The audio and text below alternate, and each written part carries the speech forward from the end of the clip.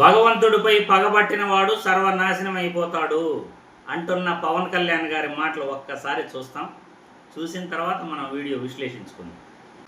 భగవంతుని మీద పగబట్టుకున్నవాడు సర్వనాశనం అయిపోతాడు తప్ప ఎవడు బతికిన దాఖలాలు గుర్తుపెట్టుకున్నారు.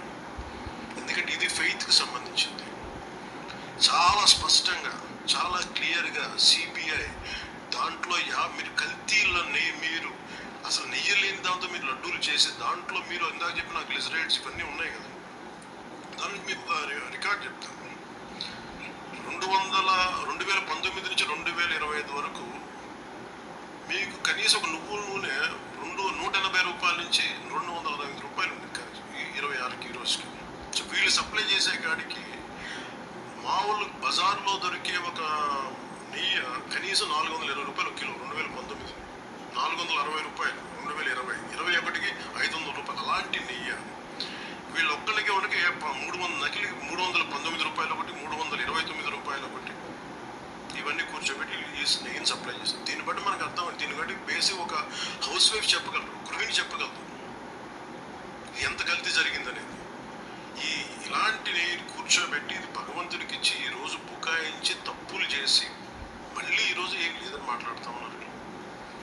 మీ వివేకానంద రెడ్డి గారు పబ్లిక్గా మర్డర్ జరుగుతుంది, రోడ్డు మీదకి వెళ్ళి చిన్నపిల్లడికి తెలుస్తుంది అత్యంత హేయమైనగా చంపేశారని.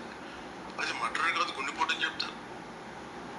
వెండి విగ్రహాలు పోతే, అమ్మవారి విగ్రహాలు పోతే పోయిందంటారు. విగ్రహం కాల్ చేయాలంత అపవిత్రం జరిగింది, ఎవడు పిచ్చోడు చేశాడు అంటారు. ఈరోజు కల్తీ జరిగింది అనమాట. అసలు కల్తీ లేదు, ఇది పూర్తిగా క్లీన్ చిట్ ఇచ్చిందంటారు. దీన్ని బట్టి మనం అందరూ అర్థం చేసుకోవాల్సింది ఇది. వీళ్ళకి దీని మీద గౌరవం లేదు. వీళ్ళకి 7 కొండల వాడికి 2 కొండలు చాలు అన్న ఆలోచన విధానం నుంచి పుట్టిన వాళ్ళు ఈరోజు ఏ స్థాయికైనా దిగజారగలరో ఇది చాలా ప్రస్ఫుటంగా మనందరికీ తెలియజేస్తాం. ఖచ్చితంగా పవన్ కళ్యాణ్ గారు భగవంతునిపై పగబట్టిన వాడు ఖచ్చితంగా సర్వనాశనం అయిపోతాడు. మీలా దుర్మార్గంగా జంతువులు కొవ్వు కలిసింది, పంది కొవ్వు కలిసింది, లేకపోతే చేపల నూనె కలిసింది అని దుర్మార్గమైన అబద్ధాలు ప్రచారం చేసిన మీరు కూడా ఖచ్చితంగా సర్వనాశనం అయిపోతారు అని ప్రజలు కూడా అనుకుంటారు. పవన్ కళ్యాణ్ గారు ఖచ్చితంగా ప్రజలు అనుకుంటారు. ఎందుకంటే మీరు మాట్లాడే మాటల్లో 100కి 1 మాట కూడా నిజాయితీ ఉండదు. 2019 నుండి 2025 వరకు అని మీరు ప్రస్తావిస్తున్నారు కదా. 2019 నుండి 2025 వరకు 320 రూపాయలకి నెయ్యి కొనుగోలు చేసినప్పుడు 2014 నుండి 2019 వరకు చంద్రబాబు నాయుడు ప్రభుత్వం ఎంతకు పర్చేస్ చేసింది, కొనుగోలు చేసింది, అది కూడా నువ్వు చెప్పాలి. ఎందుకంటే 270 రూపాయలకి చంద్రబాబు నాయుడు 2019 చివర 270 రూపాయలకి నెయ్యి కొనుగోలు చేశాడు. మరి నువ్వు చంద్రబాబు నాయుడిని పక్కన పెట్టుకుని చంద్రబాబు నాయుడు హెరిటేజ్ ఫుడ్స్ కాదని, హెరిటేజ్ నెయ్యి కాదని ఆయన బయట డైరీల నుండి ఎందుకు కొనుగోలు చేశాడు అంత తక్కువకి? అదే 2019లో 270 రూపాయలకి హెరిటేజ్ నుండే నెయ్యి కొనుగోలు చేసి ఉండొచ్చు కదా. మరి చంద్రబాబు గారు కూడా తన హెరిటేజ్ ఫుడ్స్లో క్వాలిటీ ఉంటుందని వేరే డైరీల నుండి తక్కువకి హెరిటేజ్ నెయ్యి కాకుండా వేరే డైరీల నుండి నెయ్యి తిరుమలకు సరఫరా చేశాడంటే మరి చంద్రబాబు నాయుడు నిజాయితీ పరుడా? పోనీ ఎన్డీటీపీ, ఎన్డీఆర్ఐ రిపోర్ట్లు మీరు ఏదైతే ల్యాబ్కు పంపారో హెరిటేజ్ ఫుడ్స్, హెరిటేజ్ నెయ్యి కూడా పబ్లిక్ అంతా వాడుతున్నారు, హెరిటేజ్ పాలు కూడా వాడుతున్నారు.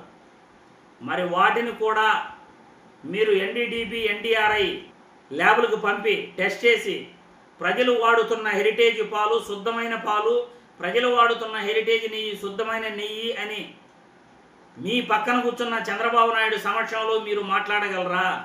మాట్లాడలేరు. మీలో ఒక్క రవ్వ కూడా నిజాయితీ లేదు. మీరు దేవుడి పైన భక్తి ఉందంటారు కానీ దేవుడు విగ్రహం మొన్న పట్టుకుని టక్కన వదిలేశారు. కళ్ళకు కూడా అద్దుకోలేదు. కాళ్ళకి షూ వేసుకుని, కాళ్ళకి చెప్పులు వేసుకుని మీరు వెంకటేశ్వర స్వామి విగ్రహం తీసుకున్నారు.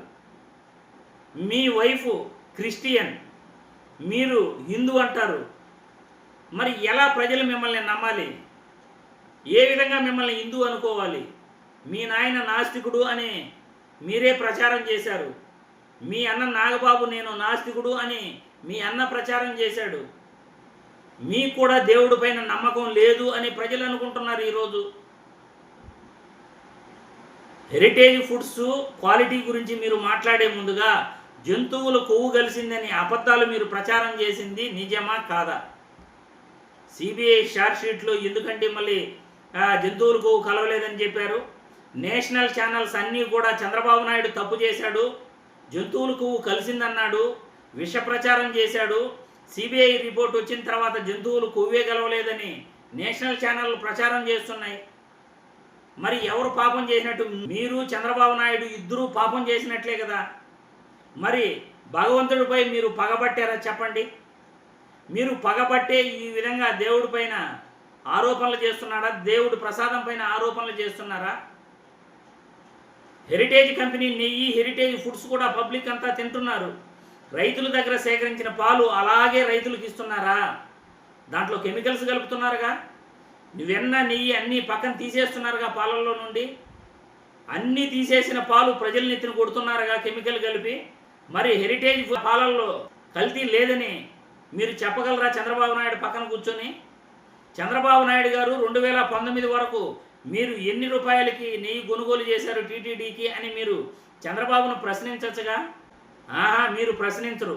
మీకు 2019 నుండి 2025 వరకు కావాలి. హెరిటేజ్ డైరీ నుండి, హెరిటేజ్ ఫుడ్స్ నుండి ఆయన నెయ్యి కొనుగోలు చేసి ఉండొచ్చు కదా. ఇలా అబద్ధపు ప్రచారాలు చేస్తూ తిరుమల తిరుపతి దేవస్థానం లడ్డూ ప్రసాదం పైన మీ ఇష్టం వచ్చినట్లు మాట్లాడితే ఖచ్చితంగా ఆ భగవంతుడు పైన పగబట్టిన మీలాంటి వాళ్ళని దేవుడు శిక్షిస్తాడనే ప్రజలు అనుకుంటున్నారు. మరి వివేకానంద గారి హత్య పైన సుప్రీంకోర్టు క్లీన్ చిట్ ఇచ్చింది. జగన్మోహన్ రెడ్డి గారికి, వైఎస్ అవినాష్ రెడ్డి గారికి, వీళ్ళకంతా ఆ కేసు సిబిఐ విచారణ కూడా పూర్తయింది. మరి మీరు చెప్పినట్లు సుప్రీంకోర్టు న్యాయస్థానం సిబిఐ రిపోర్టు ఎందుకు ఆడ జగన్మోహన్ రెడ్డి పేరు ప్రస్తావించలేదు చెప్పండి? అంటే సర్వోన్నత న్యాయస్థానాలను కూడా మీరు అవమానిస్తున్నారా?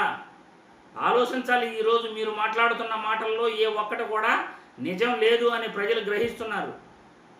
ప్రజలే మీ అభిప్రాయాలని కామెంట్ రూపంలో తెలియజేయాల్సిందిగా వీడియో ద్వారా కోరుతున్నాను.